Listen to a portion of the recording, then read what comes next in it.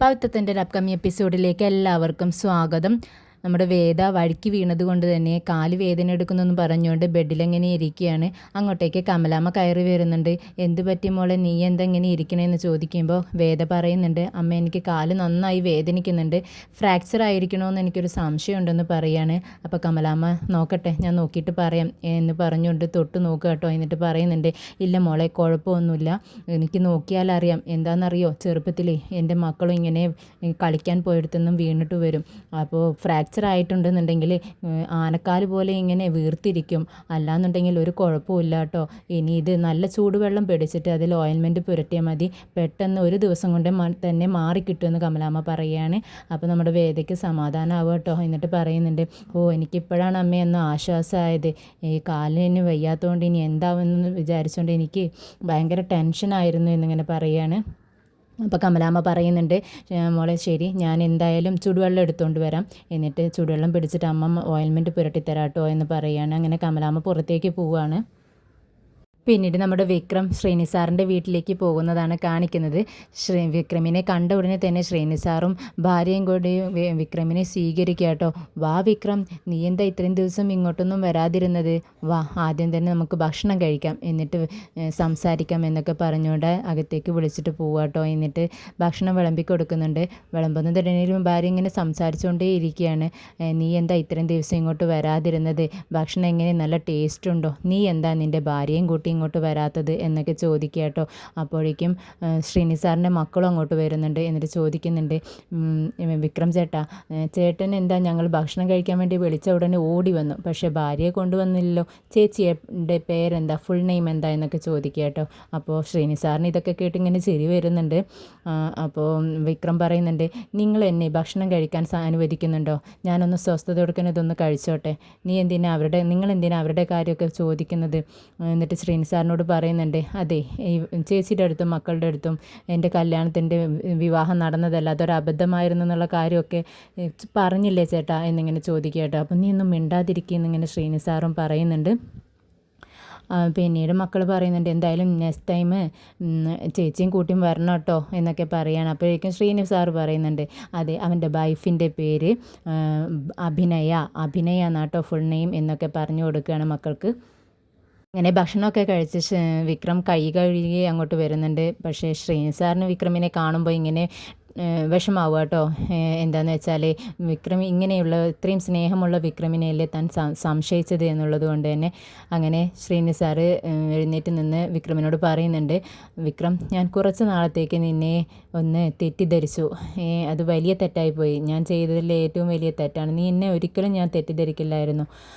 ഞാൻ മരിച്ചാൽ പോലും ഞാൻ എന്തായാലും ഞാൻ ഒന്നും മറക്കത്തില്ല. നീ എന്നെ ഒരുപാട് വിശ്വസിക്കുന്നു എന്നൊക്കെ ഇങ്ങനെ പറയുക കേട്ടോ. വാതോരാതെ സംസാരിച്ചുകൊണ്ടിരിക്കുകയാണ് ശ്രീനിസാറ്. അപ്പോൾ സോറി എന്ന് പറയുകയാണ് സാറ്. അതുമായിട്ട് വിക്രം തടയുന്നുണ്ട്. സാർ എന്നോട് സോറി പറയരുത്, ഞാൻ ചേട്ടൻ്റെ അനിയനാണ്. ചേട്ടൻ എന്ത് ചെയ്താലും അങ്ങനെയൊന്നും എൻ്റെ അടുത്ത് സോറിയൊന്നും പറയാൻ പാടില്ല. എന്നെ എന്ത് ചെയ്യാനുള്ള അധികാരം ചേട്ടനുണ്ട്. ഞാൻ എൻ്റെ അച്ഛനെയും അമ്മയും ഉപേക്ഷിച്ചിട്ടാണ് ചേട്ടൻ്റെ അരികിലേക്ക് വന്നത്. അതുകൊണ്ട് തന്നെ ചേട്ടൻ ഒരിക്കലും എന്നോട് സോറിയൊന്നും പറയരുത്. ചേട്ടൻ എന്ത് വേണമെങ്കിലും എന്നെ ചെയ്യാം, അതിനുള്ള അധികാരം ചേട്ടനുണ്ട് എന്നൊക്കെ പറയുകയാണ് വിക്രം. ഇത് കേൾക്കുന്ന ശ്രീനിസാറിന് സന്തോഷമാവുക കേട്ടോ.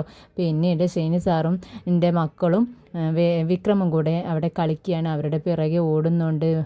അവർ ഓരോന്നൊക്കെ ഇങ്ങനെ വിക്രമിനെ കളിയാക്കി പറയുമ്പോൾ വിക്രം ഒരു തലയണ എടുത്തുകൊണ്ട് കുട്ടികളുടെ പിറകെ ഓടി കളിക്കുകയൊക്കെ ചെയ്യാൻ, അവരെ അടിക്കാൻ വേണ്ടി അങ്ങോട്ടും ഇങ്ങോട്ടൊക്കെ ഓടുന്നും തല്ലുന്നും ഒക്കെ ഉണ്ട്.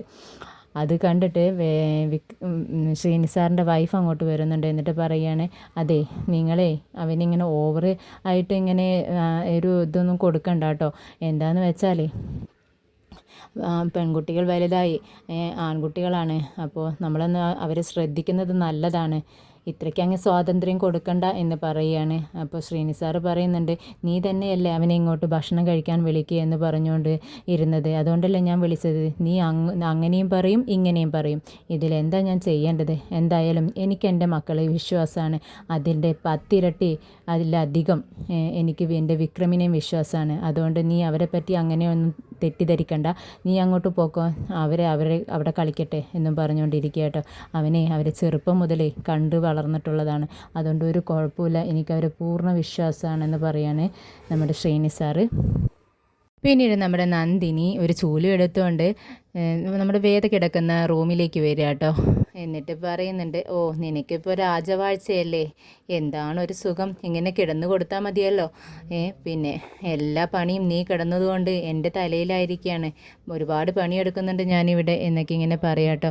അപ്പോൾ വേദ പറയുന്നുണ്ട്, ഓ എന്തൊരു സുഖമാണ് എനിക്ക്, എന്ത് പറഞ്ഞാലും ഞാൻ ഇരിക്കുന്നിടത്തേക്ക് വരത്തില്ലേ, ഭക്ഷണമായാലും വെള്ളമായാലും.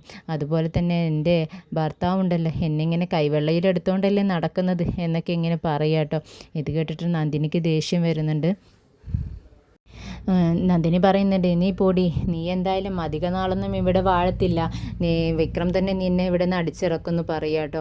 അപ്പോൾ വേദ പറയുന്നുണ്ട്, നമുക്ക് കാണാമല്ലോ ആരാ ഇവിടുന്ന് ഇറങ്ങാൻ പോകുന്നതെന്ന്, എന്നെയല്ല ചേച്ചിയാണ്, അമ്മ തന്നെ ഇവിടുന്ന് അടിച്ചിറക്കും എന്ന് പറയാം കേട്ടോ. അപ്പോൾ അത് കേൾക്കുന്നതോടൊക്കെ തന്നെ നന്ദിനിക്ക് ഒന്നുകൂടെ ദേഷ്യം വരികയാണ്. എന്നിട്ട് ചൂലും എടുത്തുകൊണ്ട് അവിടെ ഉണ്ടായിരുന്ന പെട്ടെന്ന് തന്നെ അടിച്ചു തീർത്ത്, ആരാ ഇവിടുന്ന് ഇറങ്ങാൻ പോകണമെന്ന് നീ എന്നെയാണോ കളിയാക്കുന്നത്, ഇവിടുന്ന് ആരാ ഇറങ്ങുന്നതെന്ന് ഞാൻ കാണിച്ചു തരാം നിനക്കെന്നും പറഞ്ഞുകൊണ്ട് നന്ദിനി അങ്ങ് പോവാൻ നിൽക്കുകയാണ്. അപ്പോൾ നന്ദിനി വേദ പറയുന്നുണ്ട്, ചൂലേ എന്നിങ്ങനെ വിളിക്കാട്ടോ നന്ദിനെ നോക്കിയിട്ട്. അപ്പോൾ നന്ദിനി തിരിഞ്ഞു നിന്ന്, നീ ആരെയാടി ചൂലേന്ന് വിളിക്കുന്നത്, എന്നെയോ എന്ന് ചോദിക്കുക. അപ്പോൾ നമ്മുടെ വേദ പറയുന്നുണ്ട്, അല്ല ചേച്ചി കണ്ടോ, ചൂല് കണ്ടില്ലേ അവിടെ ഇരിക്കണു, ചേച്ചി ചൂലെടുക്കാതെ പോകുന്നത്, അത് ഞാൻ പറയുമായിരുന്നു എന്നിങ്ങനെ പറയാണ് നമ്മുടെ വേദ നന്ദിനെ നന്നായി കളിയാക്കുക കേട്ടോ. പിന്നീട് നമ്മുടെ വിശ്വത്തെയാണ് കാണിക്കുന്നത്. വിശ്വത്തെ ഓഫീസിലിരിക്കുന്നത് കാണിക്കുന്നുണ്ട്. 10 ലക്ഷം രൂപ മാനേജർ ബാങ്കിൽ അടയ്ക്കാൻ കൊണ്ടുപോകാൻ വേണ്ടി പറയുകയാണ്. ഇന്ന് ആരും സെക്യൂരിറ്റിയും കാറും ഒന്നും തന്നെ ഇല്ല, നിങ്ങൾ തന്നെ ബൈക്കിൽ ഈ ക്യാഷ് ബാങ്കിൽ അടച്ചേച്ച് വരണം എന്ന് പറയാണ്. അങ്ങനെ 10 ലക്ഷം രൂപ കൊടുക്കുകയാണ്. പക്ഷേ വിശ്വം പറയുന്നുണ്ട്, എനിക്കങ്ങനെ ഒറ്റയ്ക്ക് പോകാൻ പറ്റത്തില്ല, 10 ലക്ഷം രൂപയല്ലേ സാർ, അത് ഒരു സെക്യൂരിറ്റി ഒന്നും ഇല്ലാതെ എങ്ങനെയാണ് പോകുന്നത്, ഒരു സേഫായ കാര്യമല്ലല്ലോ അതെന്ന് ചോദിക്കുന്നുണ്ട്.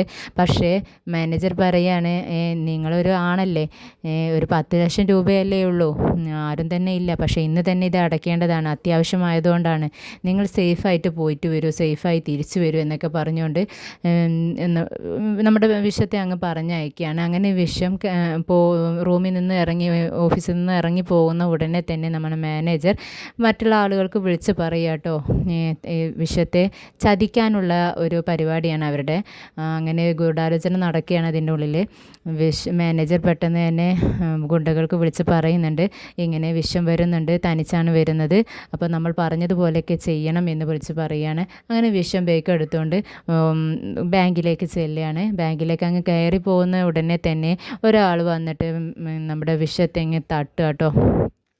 ഷോൾഡറിൽ അങ്ങോട്ട് തട്ടുമ്പോൾ അവരുടെ കയ്യിലുള്ള സാധനങ്ങൾ അങ്ങനെ വീഴും. അപ്പോൾ വിശ്വം കയ്യിലുള്ള ബാഗ്, ക്യാഷ് അടങ്ങുന്ന ബാഗ് താഴെ വെച്ചുകൊണ്ട് ആ പേപ്പറുകളെല്ലാം എടുത്തുകൊണ്ട് കൊടുക്കാൻ വേണ്ടി നിൽക്കുകയാണ്. പെറുക്കി എടുത്ത് എതിരെ വന്ന ആൾക്ക് എടുത്തു കൊടുക്കുന്നതിനിടയിൽ വേറൊരാൾ വന്ന് ഈ ബാഗ് അങ്ങ് ചേഞ്ച് ചെയ്യുക കേട്ടോ. അദ്ദേഹത്തിൻ്റെ കയ്യിലുണ്ടായിരുന്ന ബാഗ് അവിടെ വെച്ച് ഈ ബാഗ് അവർ ക്യാഷ് അടങ്ങിയ ബാഗ് എടുത്തുകൊണ്ട് പോവുകയാണ്. പക്ഷേ നമ്മുടെ വിശ്വം ഇതൊന്നും അറിയുന്നില്ല.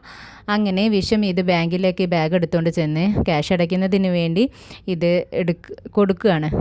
ബാഗിൽ നിന്ന് എടുക്കുന്നതിനിടയിൽ ബാഗിൽ നിറയെ നോട്ടിന് പകരം നിറയെ പേപ്പർ കെട്ടുകളായിരിക്കും കാണാം. നമ്മുടെ വിശ്വം അങ്ങ് കരഞ്ഞു പോവുക കേട്ടോ.